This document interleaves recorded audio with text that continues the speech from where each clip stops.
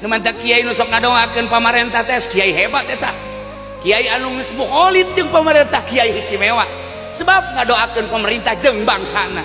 Tapi aya nu lengah ketika kiai ngadoakeun pemerintah, pemerintah nu didoakeun jadi gubernur jadi. Pemerintah anu didoakeun jadi bupati jadi. Kiai nu ngadoakeun setah yang jadi mui jadi. Ku berkahna doa kiai istimewa.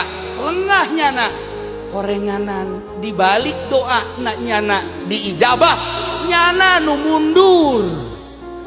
Pamarentah mangenaheun jadi bupati horenganan majelisna nu nyana nu ngeusian teu karasa ku nyana.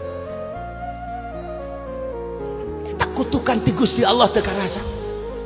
Kiai ngadoakeun supaya Pak WH jadi gubernur diijabah ku Gusti Allah.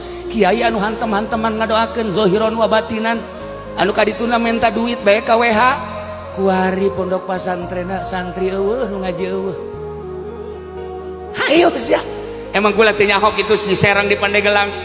Dah bupatihna jadi bupati, kiaina jadi sampah. Inget. Kudu kumaha atuh ngadoakeun mah ngadoakeun ulah sok hayang dibere. Ngadoakeun mah ngadoakeun ulah sok menta. Tah ieu kiai goblok.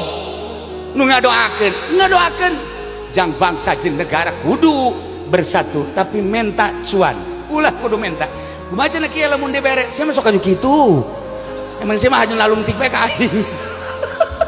Nah, dibalik ngadoakeun pemerintah, hasilnya aya kemunduran pada dirina, majelis tinggal majelis, pondok pesantren tina pondok pesantren, introspeksi diri, lain pemerintah bae nu kudu tobat, kiai nu kudu leuwih tobat.